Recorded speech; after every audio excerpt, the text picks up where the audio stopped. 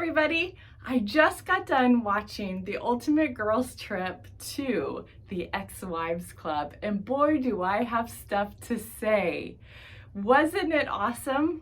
So I have the top 3 things that got me so pumped about this show that I actually had to come on and make a video about. Number 1, the first thing that I was so excited about is the cast. When they first announced this Ex-Wives Club, I was apprehensive, I was disgusted, and I had zero interest in seeing any of them. Like, for instance, I despise Tamara and Vicky. I could care less what they're doing these days. I feel like their time ended on the OC way longer than it should have. And I'll never forget Tamara crying in the bushes. Like, that was the last that I ever needed to see Tamara again.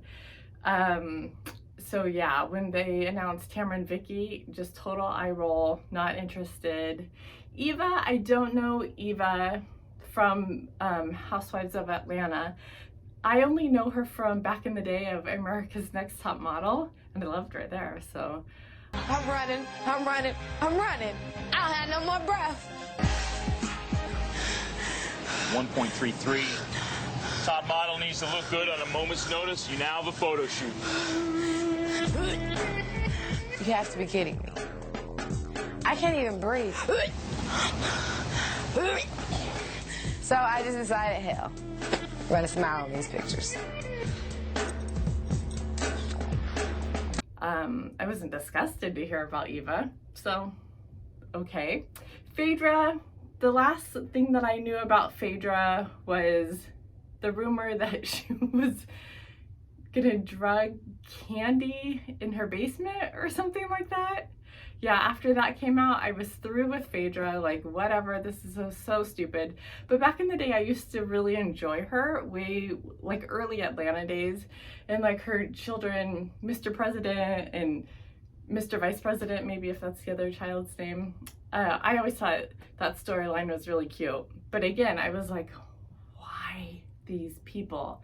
Taylor, kind of icky. Like, I just don't feel like there's a reason for Taylor to be on either. All I can see is just ick about her.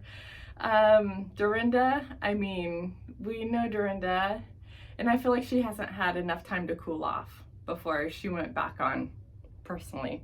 So anyway, the cast, I was just kind of like, ugh, what is this gonna be like? Completely fell in love with all of the ladies. They are so great on this show. They were in the right place at the right time. Magic in a bottle, lightning in a bottle, whatever it's called. It happened.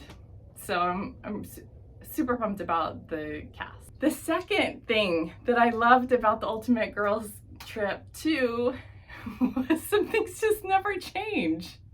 I mean, Dorinda has 1 or 2 martinis, and she's starting, as we all know that she will. Like, that will just never change. The fact that Vicky told us that she bought her own engagement ring, that's something that will just never change.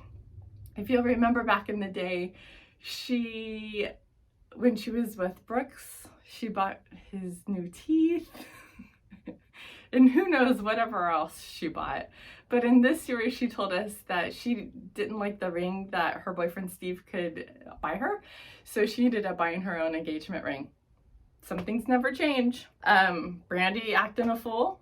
I mean, do you remember when she was on Beverly Hills? Sorry, I almost said OC. Beverly Hills back in the day, it was just craziness. And she would just blurt out crazy things all the time, as she did here in the Bluestone Manor. My third favorite thing about this series was that there was so much chaos in every single scene. So Dorinda was told she fully believed that she was on pause instead of getting fired from the franchise. Everybody else stated they were fired, and she just stated she was put on pause. And so, I mean, come on. Everybody was like, no, honey, you were fired. And she didn't believe it. She just thought she's still just put on pause. Like, that's crazy. Then there's a scene And I ended up seeing it a couple times. Brandy's holding her phone, and in that scene, she's got beautiful nails, and then this fingernail is off. It just demonstrates how much chaos is happening in Bluestone Manor all the time. Like, that is the perfect analogy of the time at Bluestone Manor. And then poor Marco. Poor Marco. Oh my gosh, not only did he have to wait on them hand and foot, he almost got thrown under the bus for bringing some food or some coffee upstairs once, but luckily he redeemed himself. And then the night of the prohibition dance, or the party, whatever that was, the ladies ended up just ripping off her shirt. Like, poor guy. Like, he has to have some PTSD from this, like, for sure. So all in all, I give this episode, or excuse me, this series, 10 out of 10 must watch. I felt like it was so refreshing. Everybody redeemed themselves. I love everybody by the end of the series. Yeah, I just really loved everybody by the end of the series. I really, really appreciated them being there. And then I really appreciated Jill Zarin. Who would have thought? Like, I don't have any feelings towards Jill Zarin, but by the end of the series, I just really had a really positive reaction to her. And I think maybe it's because she was the only one that wasn't really drinking, but she was able to kind of take a step back when her and Dorinda were getting into it. And she realized that she wasn't going to get anywhere with this fight, and Dorinda's starting, as she always does. And so she just kind of stepped back and just said, oh, okay, I'm sorry. And she was kind of a peacekeeper, and she was way more mature, I would say, than Dorinda in this series. So that was really cool. So some questions that I walked away with is that, so Tamara's gonna be back on the OC. Personally, I'm not super excited about it.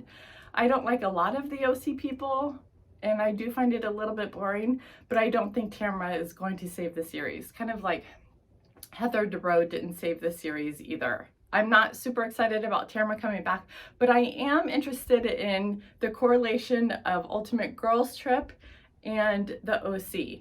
Did she have to say that she would commit to the Ultimate Girls Trip to be able to get back on the OC? Was she maybe just kind of putting a toe in the water and seeing how it feels, and then she would decide if she wanted to get back into the OC? But let's get real. They all want to be back on their shows. So that's probably not it.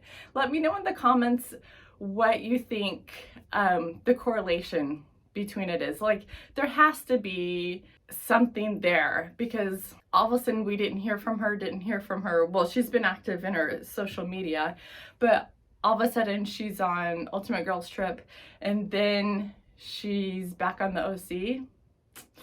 I don't know, there's something going on there.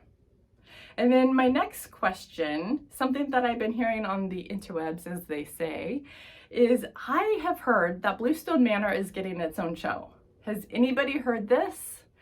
It was something about how they, I don't know if it's Dorinda or they, I don't know, have Bluestone Manor branded liquor, and then something along with also having the house full of staff. And so they were kind of showing on TV, this is what it would look like if it was in a TV series or a show about it maybe. Has anybody else heard this? Is this just chatter that I'm reading on Facebook? I don't know. Let me know if you've heard anything about this. And lastly, I'm very curious, would you vacation at the Bluestone Manor? I absolutely would not.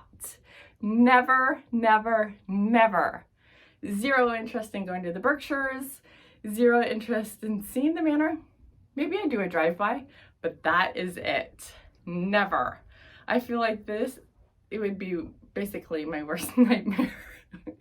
And then also, on a tangent, Christmas at Bluestone Manor is not my aesthetic. And so hats off to everyone at Bluestone Manor who decorated it for the Christmas theme. That is not my aesthetic. Okay guys, that's all that I have for you today. Thanks so much for watching. I love you for watching. Let me know your comments. Bye.